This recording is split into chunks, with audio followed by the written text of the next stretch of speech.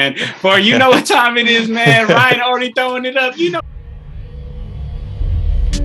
Like pull that they don't like to see you winning. They wanna see you in a penitentiary. I need me a little baby who gon' listen. Girl, I don't wanna be the one you again. My mama told me, boy, make a decision.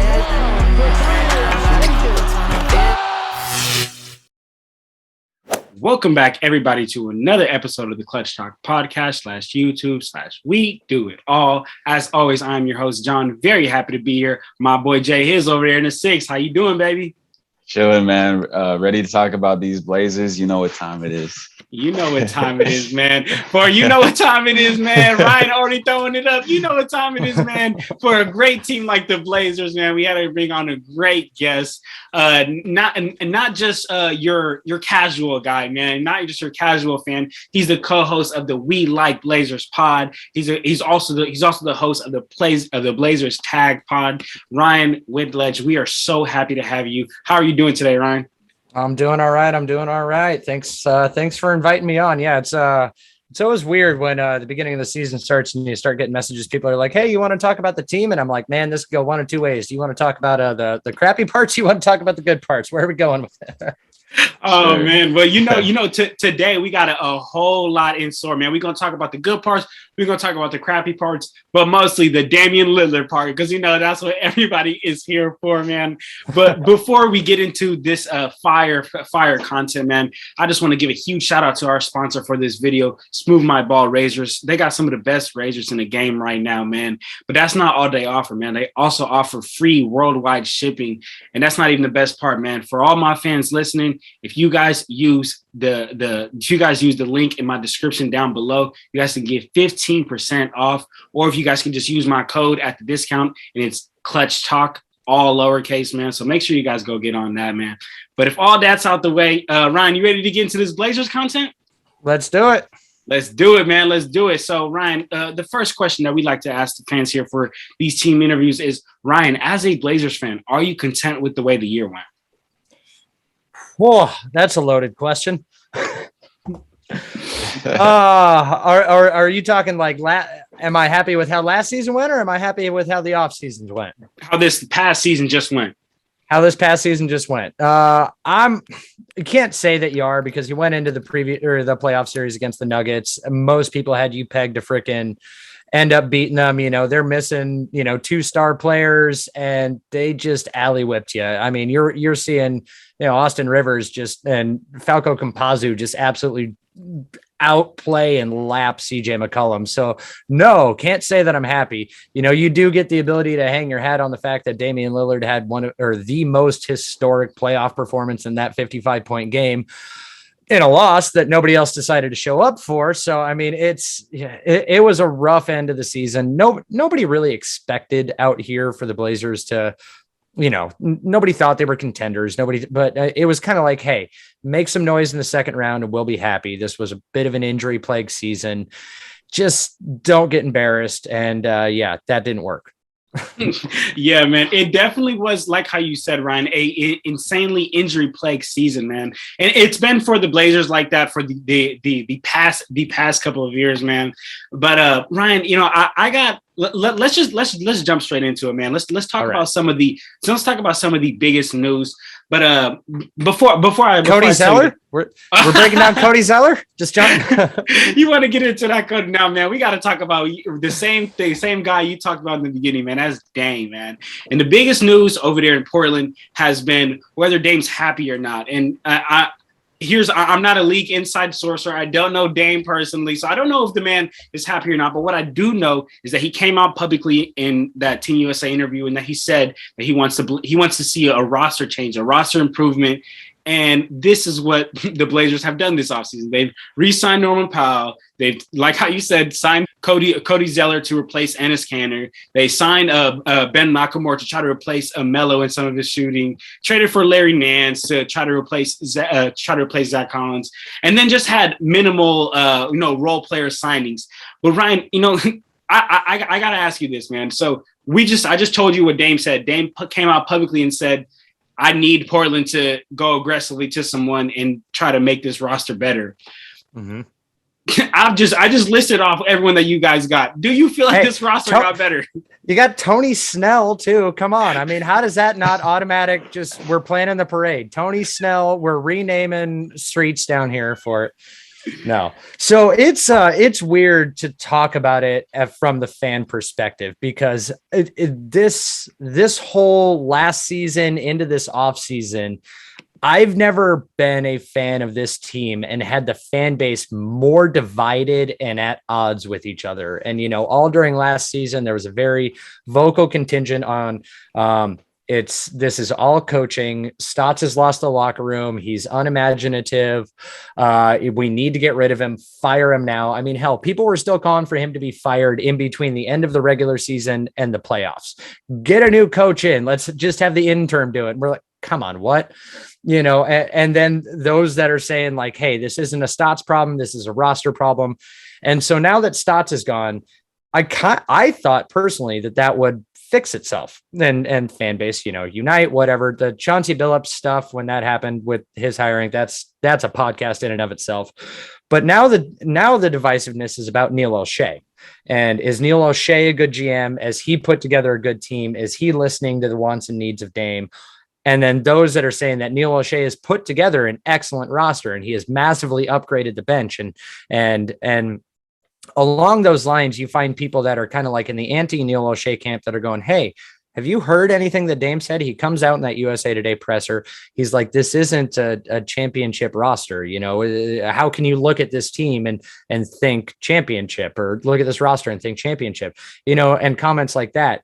But then you get people that are like, or that then come out of the woodwork when Dame's shooting down a Henry Abbott piece that is saying that Dame's going to demand a trade. And they're like, who is this, cheap shot, no name who's just trying to make a name for himself? Well, those older basketball fans are going, dude, that's the man who brought me into basketball blogging. But anyway, so there's this weird thing of that. No matter what, it's like Dame's comments are either you can take him as that he hasn't done enough, or that O'Shea hasn't done enough to put a good enough team around Dame to contend, and that O'Shea has done the best that he can do, obviously outside of trading for a superstar of whatever name you want to put in, but that this team is significantly better than last year's team. And then Dame comes out with his most recent Instagram post, hey, Rip City's my city. Everyone's like, oh, hey, problem solved. No need to worry. See, Dame's staying. And we're like, well, hey, 3 weeks ago, he said something different. Like, I mean, the contract ink finally dried. Maybe that's it for all the guys they signed, but nothing else has changed. So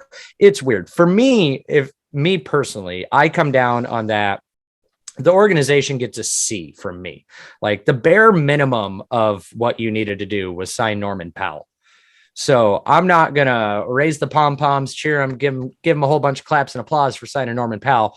Cause you showed up for work that day to me, where I look at ways that the roster has improved is that I think it's a lot more balanced this year than it was last year.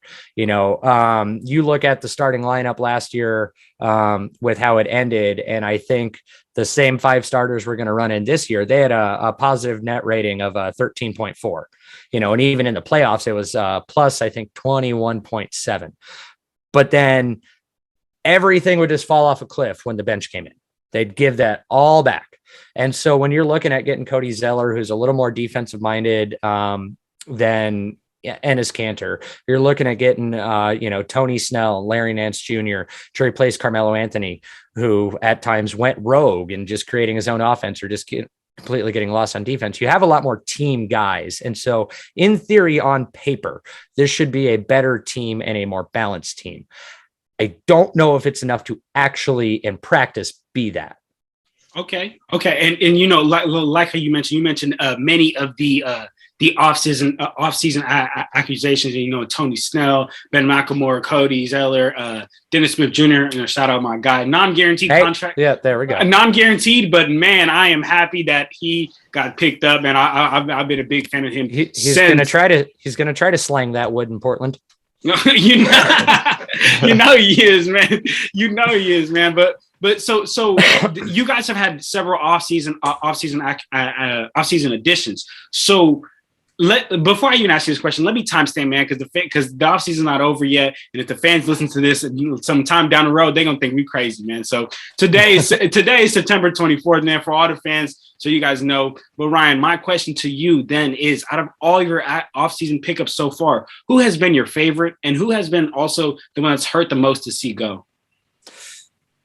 For my favorite pickup is Larry Nance Jr. because I mean, for all the talk of trading for Ben Simmons or whatnot, I'm not.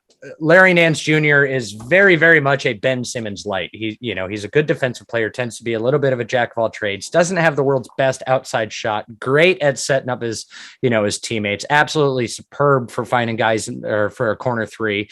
The Blazers roster is filled with them, but he doesn't demand the ball in his hands as much as like a Ben Simmons or somebody else does. So he's not going to be taking shots away. I think Larry Nance Jr. is going to be one of those, immediate fan favorites, cult heroes over here in Portland. For me, I don't know. I was never a Melo guy, so I can't say I was sad to see Melo go. Where I would say I'm sad is that he went to the Lakers. So that would probably be the saddest thing in the offseason. I don't care. Go anywhere else. Go to the Bucks. Go anywhere else. He went to the Lakers. Damn it, Melo. That doesn't make me like you anymore. I guess even though I like Norman Powell and I like the trade, I guess if I'm going to lump it in here, the guy that I'm still sad to have seen go would have been Gary Trent Jr. Okay. Gary, he's a good player. Yeah. He's a little spark plug. He's a great spark plug off the bench and a tremendous shooter. What's up, Jay Hill? First of all, quick shout out Dame Lillard, Oakland, California, one of the best to ever do it out of there. That's my guy repping the town. But no, in terms of the Blazers' deficiencies last year, I definitely saw the second unit just never really got it done in terms of, they weren't scoring at the level that the first unit was. And then defensively, like you mentioned, Enes Kanter wasn't getting it done. And then, you looked at Melo way past his prime, and then defensively. So I thought they had liabilities and deficiencies. But when I look at the Blazers overall as a roster, I look at specifically, the front court with, Dame and CJ. And I look at Dame and I think, he can be the number one option, in my opinion, on a championship roster. And I've always felt that, respectively to what the haters and naysayers will say, he's a point guard. It's hard usually you look at a wing and you say that can be the centerpiece or a big player. But I think Dame, we've seen time and time again, one of the clutchest players in the league, but he's constantly can create and make his players around him better. But then I look at who's supposed to be their second option, and I look at CJ, and at times he's come up big, but I look at the last series, against Denver, and I think, can he really be, their Robin? Is he the second option on a championship team? And I ultimately think, number one, the size that he lacks at the two position. I think he's very undersized. And I don't see inconsistency is what obviously last year he battled injury, came back. He came off to, historic start of the season. And then obviously the injury hindered him. And then he came back and had to get back in the rhythm of things. But Ryan, my question to you is, what do you see him as a second option on a title team? Or do you think you need a replacement? And who would that be? Or what can you do to bring a second option in there? I think CJ can be like a 2B on a title team, but my personal opinion is I don't think he can be the Robin to Dame's Batman. I don't think that, we have 9 years of history of basically seeing these guys operate, and the Blazers today are no closer than they were when this endeavor started. And so I completely agree with you. There's been inconsistent play from CJ, and he's a fantastic player. He is just a walking bucket, but you need a little bit more size for me in the backcourt, which is weird for me because with Norman Powell, I'm like, hey, trade CJ, go ahead and, whatever kind of upgrade you want to make for a roster, they need to slide Norman Powell over. Great. So I've just replaced the 6'3" guy with a 6'3" guy. I'm not getting any more size, but Norm, he's not a straight 1-for-1 replacement for CJ, but he's able to step into that 2-guard role and kind of, be a little more balanced of a player as a 2. But as far as like, who would I trade CJ for? I always feel, and there's no offense to you, I always feel those questions are so loaded, because it's like, I'd love to trade CJ for anybody. I mean, I'll call the Lakers and trade CJ for LeBron tomorrow, but the Lakers got to want to do it too. And so it's, looking around the league and where everybody sits and I think everybody's just sitting pat for a while outside of Philly and Ben Simmons until the trade deadline. So it wouldn't surprise me that, unless the Blazers are just ripping off games and off to a fantastic start, find themselves somewhere in like the top 3 seed in the West. If they're not there, I'd expect CJ to be moved around the trade deadline. And then, you can start looking at your options on what you want to do. Something that does intrigue me is that, if the Blazers want to attempt to get in on any of that Ben Simmons chatter, but they don't necessarily want Ben Simmons, throw yourself in, he's got a contract that will slide its way into a three-team deal, like send CJ somewhere else, maybe get him involved in what was there, anywhere like in the John Wall kind of stuff. Like, hey, can he slide in and help can we have his big contract kind of offset any of these other big contracts for these guys that don't want to play for their teams and aren't going to be there? So, I mean, I don't necessarily have a set player where I'm like, I want that guy and I want him now. I just want somebody that's going to balance this team. And I mean, I can say a 3-and-D wing, but that's what everybody else in the league wants too. So, good luck with that.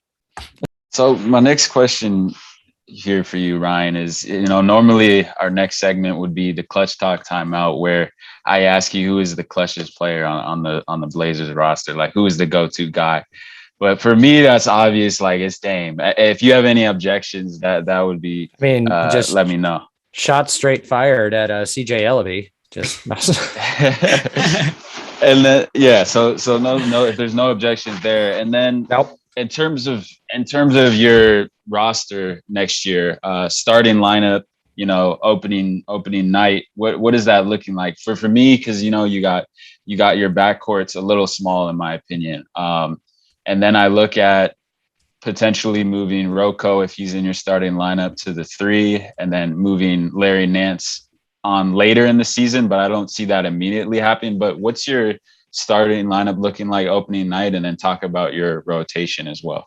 So I think the starting lineup we're going to see night one, it's going to be, because Neil O'Shea is stubborn as all hell, and there is probably an edict down from high heaven to Chauncey Billups that you're looking at Dame, CJ, Norm, Rocco, and Nurk.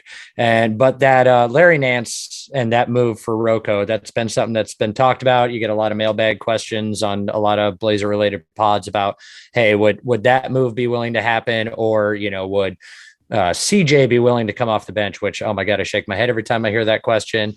Could you move Norm to the bench, to get that little more balance? The problem that you run into with that is that Rocco, he's the team, one of the team's best defenders, but he's a good help defender, and he's not a good man defender. And so if you move him to the 3, 9 times out of 10, he's going to be spending his nights trying to be a one-on-one defender against another team's best player, going up against the LeBrons and whatnot. And that's not where he's best at what he does. You want him roaming and being able to come over and help and help off the weak side and come and do traps and whatnot and get in those passing lanes. But he's not going to be able to do that if he's trying to lock down a team's number 1 guy that's, a wing player. So while the backcourt is, yes, undersized, unless you ask Neil O'Shea, and then no, it's not. Famously said that in a press conference. But I think that they will roll out the same starting lineup that they ended the year with, and try to bank on that. They have improved the bench depth and the bench balance per se. Okay. All right. And that leads me perfect to my I don't know if this is a question. I don't know if this is a bone to pick, but let's just talk, Ryan. I got something that I got to get off my chest over here with the Blazers.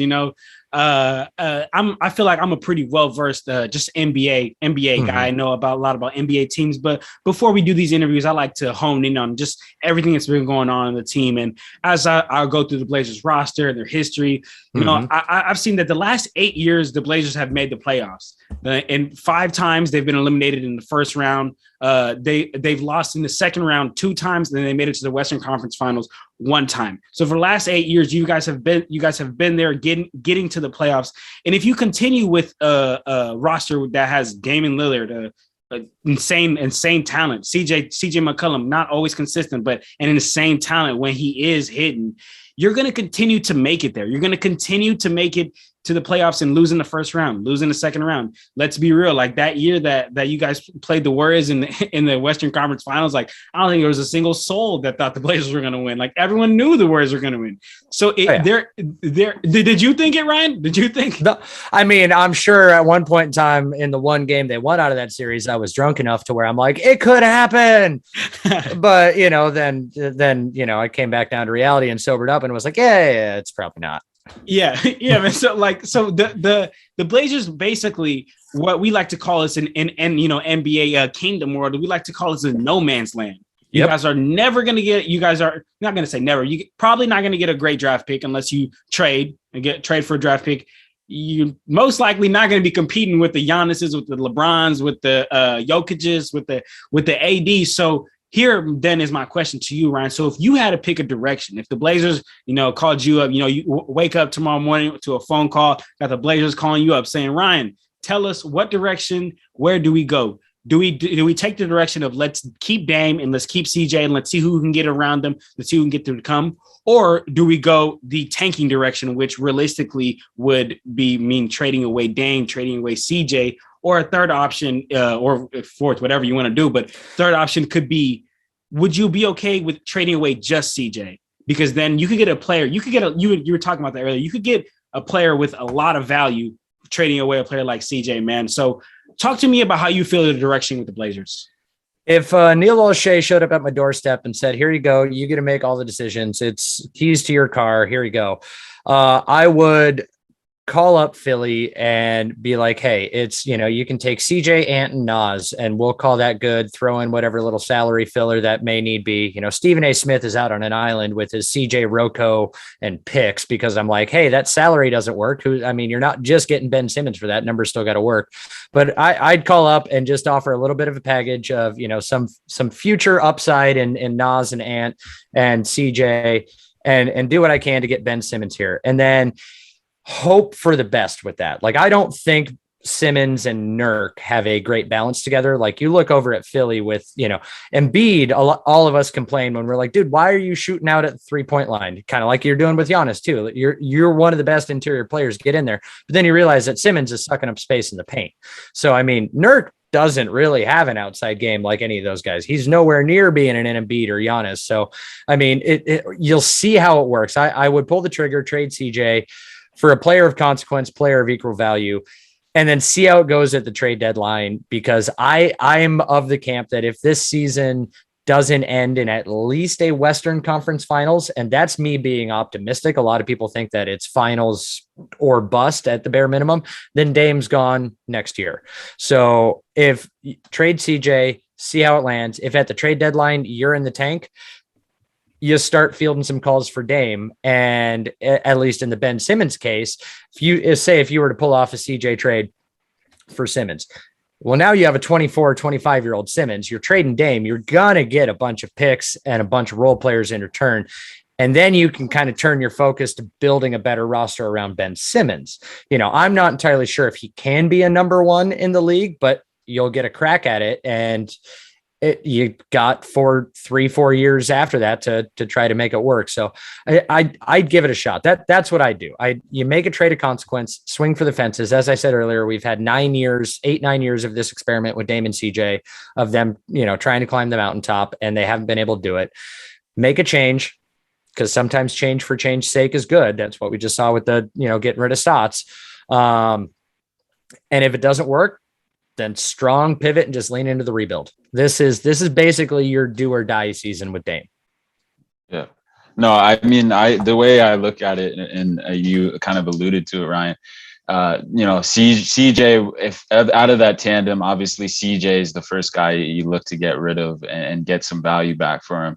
And then, because to me, Dame's a transcendent talent, generational. You're not going to get what he is to the Blazers. They're not going to ever get in return ultimately, because I don't think they're not going to get anyone like that, small market like Portland and free agency. And Dame is just Dame. There's no one ever is going to replace him.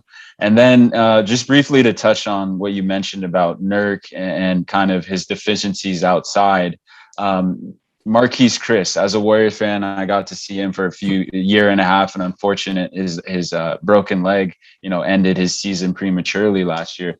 So talk a little bit about your, to me, I look at, you signed Cody Zeller, who's a defensive minded big. And I think just for the right or wrong reasons, he kind of gets, the short end of the stick just in terms of what he can do. Cause I think he's definitely a sufficient, definitely a backup big. And I think he was a serviceable big for the Hornets as a starter for a number of years. But talk about a little bit about Marquise Chris. And I know I think he's on a non-guaranteed deal, if I believe. And I think he's a service. I saw his progression as a shooter from the outside as the beginning of the year last year for the Warriors. And I was like, oh, this is going to be a huge piece if he can continue to develop that outside shot. So is he, maybe a short-term answer for you guys this season if he's, can prove he's healthy, moving forward?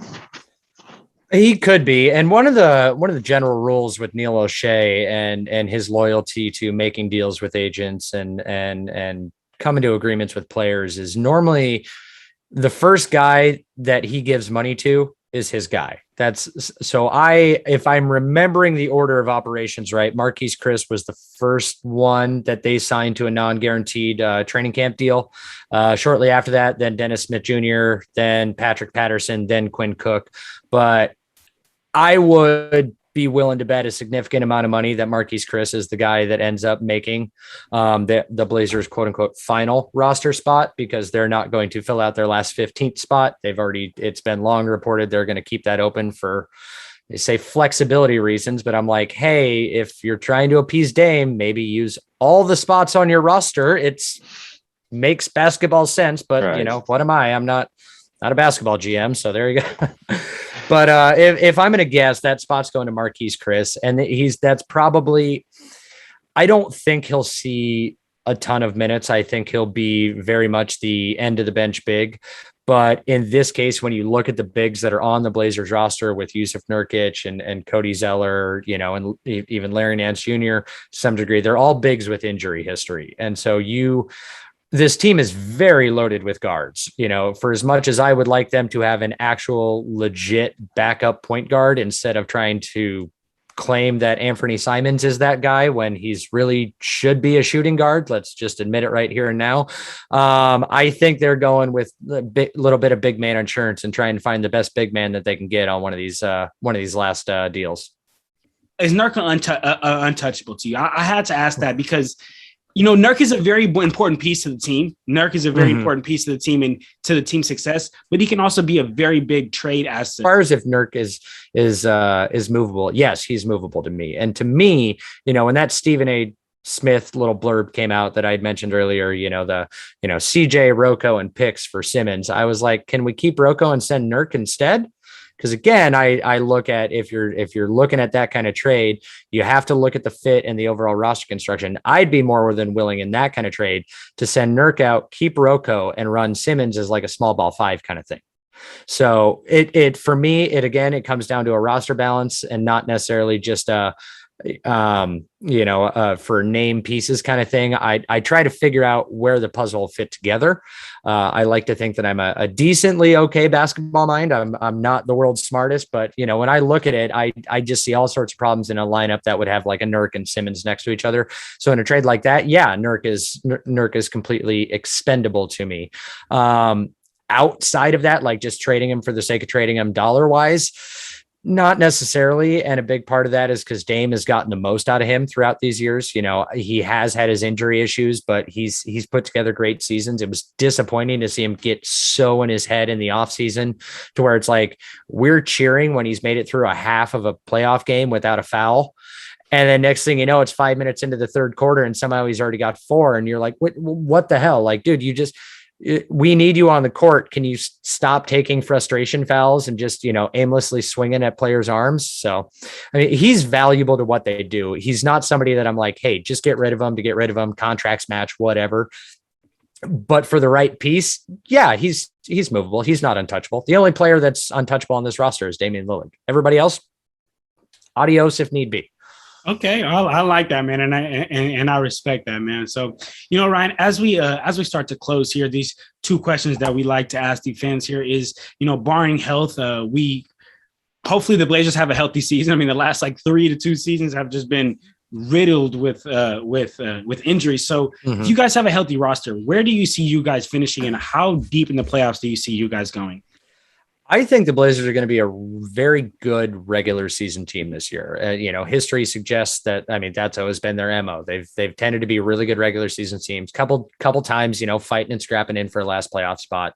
But I see them being a very good regular season team this year. If injuries are completely taken out of the mix, everybody stays healthy, whatever. I mean, when you look down at, it's coming out today that the Clippers are saying that they're hoping Kawhi Leonard can play this season or whatnot. He's aggressive in his rehab or whatever, but that's, I'm not expecting him. But you look around where the West, everybody else in the West stands. And if I can pick perfect health for the Blazers, in all honesty, I could see them their ceiling being like a 3 or 4 seed. And with how competitive the West is this year, I'm going to guess seeds 1 through 5, maybe I'll end up with 48 plus wins. So I could see the Blazers being a 3 or 4 seed with, 49 to 52 wins. As far as how far they'll make it in the playoffs, it depends. Was Damian Lillard still playing 34 to 36 minutes a night? Did he actually let anybody in the coaching staff convince him to take a game off against the Sacramento Kings on the second night of a back-to-back? Did anybody else on the roster actually get, proper rest? Were they coming into this season, out of shape like Nurk did last year? All those things just depends on how much gas is in the tank. And, for as much as fool's gold as that 2019 Western Conference Finals run was for them, I think for the core of this team with Dame and CJ and Nurk, that was a very big eye opener for how much they need to have left to get to where they want to go if they want to win a championship. Because, I mean, even if they had gotten past the Warriors, it would have just been 5 guys, starting the finals, it would have been 5 guys laying on the floor wanting to take a nap because they're just drained. So, I think that if they can reach that height of like a 3 or 4 seed in the West, I could expect them to possibly have a competitive second round series.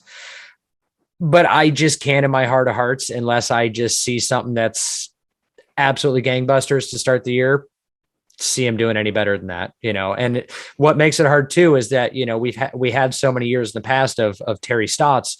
We knew what the offense was going to be. We knew what a lot of the schemes were going to be. We knew a lot of what we were going to see. And there's nobody knows what we're getting from Chauncey. Are we going to get a carbon copy of Ty Lue and how the Clippers ran their stuff?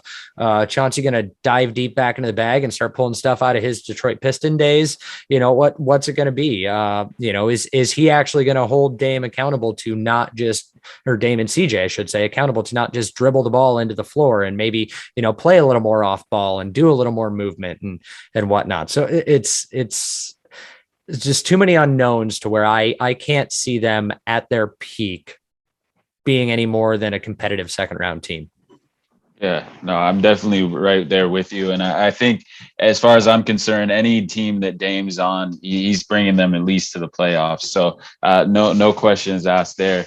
And I think the facelift, as you alluded to with or just a change of scenes with Chauncey, I think that's going to be energizer in my opinion. Terry Stotts was in there for a while and obviously they had success, but I think after a while, you know, he might have lost the locker room, or I don't know what it was, but they just couldn't seem to get over the hump, and for whatever reason. And then my next question for you, Ryan, is what is one word or phrase that you would use to describe this past 2021 2021 season, and then what is going into next season? What is one word or phrase that you have looking forward to this upcoming season? Ooh, one word to describe last season.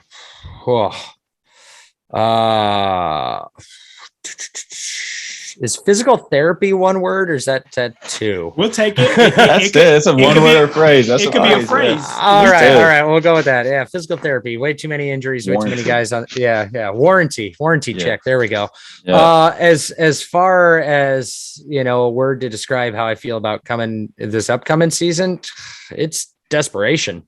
I mean, because as I said, I mean, you got arguably, you know, Dame's challenging Clyde Drexler for every single record in that book, and the only thing he's missing is, you know, some finals appearances. So you have arguably one of the greatest players to ever wear your team's uniform, and you don't know if he's going to stick around if you guys just shit the bed this year. So it's put up or shut up time. So yeah, desperation for this season. Man, this next season is really huge for the Blazers, just like franchise. Like I'm talking like 10, 15 years down the line. This year is going to be a huge monumental year, man. So, yeah. So Ryan, as we enter our closing segment here, we have a closing segment we like to do at Clutch Talk here called Guess the Player. This is how Guess the Player works, Ryan. I have 3 players here listed. Both you and Jay Hill get 2 guesses. You can blurt them out as soon as you want. I have here a bunch of the accolades, things that they did, jersey numbers they wore, teams they were drafted to, and you 2 have 2 guesses to guess. You got it? Whoa, all right. Blurt it out, current or, you know, past players as well. Yes, sir. Okay. Yes, sir. Yeah. All right, here we go. I don't have faith in myself in this. Our first player, this guy is a 2-time gold medalist. This guy is still playing in the NBA today. He has played on 2 teams so far. He's a 8-time All-Star, a 1-time NCAA champion, a 4-time All-NBA first-team member, a 2-time All-Defense first-team member. Is that DeMar DeRozan? No. Damn it. He's a 3 times block leader. Okay. A 1-time champion. Okay, never mind. That took that guess away. Okay. He made the unibrow famous. AD. AD. Yes, sir. Yes, sir. I had to throw that one. That one gave it away. He's only got 2. I thought he's got 2 teams. I thought he's got 3 medals. No, he's only got 2. He's got the one when he came in as a rookie from Kentucky, and then he's got the, I believe, 18 other one. Let me see. Let me fact check myself. Okay, yeah. He got the 2012 one. The 2012 one. Yeah. Oh, that's what I was thinking of, the FIBA World Cup. That's the one that's what threw me off. Okay. All right, here we go. Next player. This guy has played for 3 NBA teams. He is a 2-time All-NBA first team member, a 1-time Finals MVP, a 1-time All-Star Game MVP, a 13-time All-Star, a 3-time champion. Is that Iggy? No. Damn it. He's a 1-time scoring champion, a 1-time gold medalist, part of the Big 3. Dwayne Wade. Yes, sir. Yes, sir. D-Wade. Yes, sir. All right, I just keep thinking everything's small forward. All right. All right. Here we go. Last player. Hey, Ryan, this one, just be ready for this one. This one has a little bit to do with your team. Oh, freaking great. I'm going to look like an even bigger idiot. All right, here we go. This guy is a 1-time NBA champion. He is a 5-time All-Star, a 1-time All-Star Game MVP. Clyde Drexler? No. I just tried Bill to. I gotta go the other. Bill Walton. No. I just had to throw him out. I got some easier hints coming. Just wait it out here. He's a one-time teammate of the year. Scottie Pippen? No. he has his jersey retired by the NBA team that he played for. And he's your guys' new head coach. Oh, Chauncey Billups. I got it out first. All right, I got to say. You got it out first. I mean, that's going to be the world's smallest clap and brag on that one. No, Ryan, you got that, right? You got that, right? We got to give it up for you. Barely. Oh man, well this is a good place for us to go ahead and wrap it up here. Ryan, we want to thank you. We want to thank you very much for coming on here, talking some Blazers talk with us, man. You're very knowledgeable, not just a Blazers fan, just NBA guy. You got any last words you want to say here before we sign off, Ryan? Not too much. No, just thank you guys for having me on. Do the normal plug stuff. If you want to, during the basketball season, most of my basketball screaming and wondering why and yelling into the universe comes from at Blazer Tag PDX on Twitter. You can catch any of my own personal little Twitter stuff or whatnot that ventures outside the realm of basketball. That's why I try to keep them separate over at the Witty Ryan, WHITTY Ryan, on Twitter. Other than that, just look up, We Like the Blazers and the Blazer Tag podcast, to hear me talking to a mic more. If for some reason you want to do that to yourself. Definitely, man. For all the fans, you guys definitely go check out Ryan and the We Like the Blazers podcast, also the Blazers Tag podcast. I'm gonna put all of that in the description below, man. So make sure you guys go check them out, man. And Jay Hill, you got any last words to say for Ryan and all the Blazers fans? Nah, like you said, follow Ryan, listen to his podcast, very knowledgeable, and appreciate you coming on, Ryan. This was fun. And as usual, I'm looking forward to Dame time. The season's right around the corner. I'm excited to see what the Blazers can do. Excited for the season in general. So let's get it. All right. Yes, Thank you guys again for having me on. And you know problem, what? man. We'll just go out with the watch. We'll go out with the watch. All right, yeah, man. with the watch.